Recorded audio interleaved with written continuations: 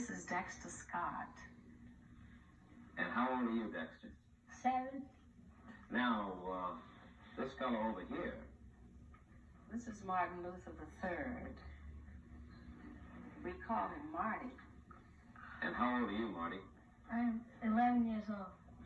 I imagine, of course, that you bear your name with great pride, your father's name. But are there ever any difficulties because you are Martin Luther King? Well, sometimes there are difficulties, but most of the times they aren't. Because, most of the times there aren't any difficulties, but sometimes there are. What kind of thing? Well, like sometimes people ask me my father's name, and sometimes they tease me about my name and things like that. Mm-hmm. But mostly most of the time nobody teases me anything. Have you decided what you're going to do when you grow up? I want to be a preacher like my father. You do? And this is Bunny. Yes. And what are you expecting for Christmas, Bunny? A bicycle, Mm-hmm. a horn, Mm-hmm. a doll.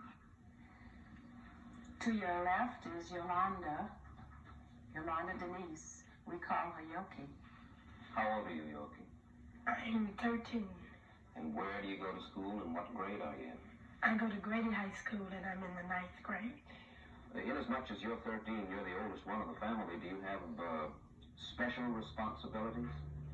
Well, since I'm the oldest and all, I have to watch after Marty and Dexter and Bunny, and they aren't really that much trouble. And when Mother goes out of town, I have to look after them. And it's not really that much to do. They're kind of independent. I must say they are a handsome and healthy and pretty happy-looking bunch of children, and Yoki especially.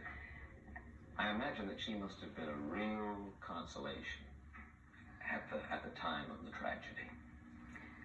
Yes, she was, Mike.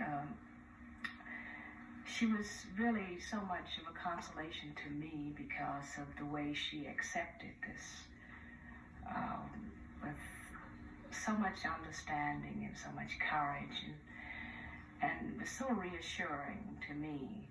And she said to me, "Mommy, I'm not going to cry because my dad is not dead. He may be dead physically. And one day, I'm going to see him again."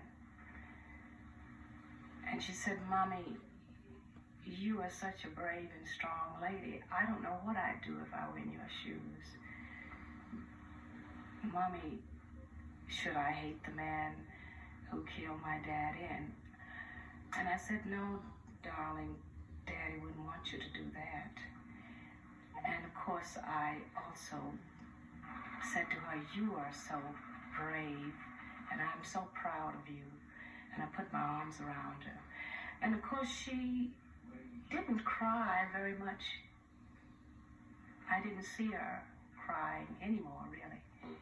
And she's been very happy and very well adjusted since, because she too feels that there was meaning in this death. You know, what my husband said so often, that unearned suffering is redemptive.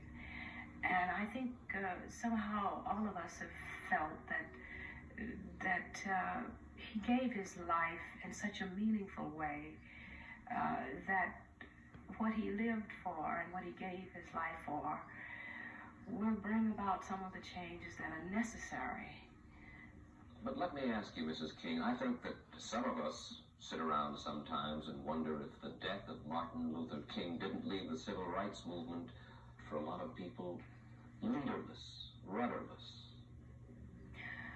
I don't think that this is so. I think that if we're looking for another Martin Luther King, we won't find him, because he comes once in a century, maybe once in 1,000 years.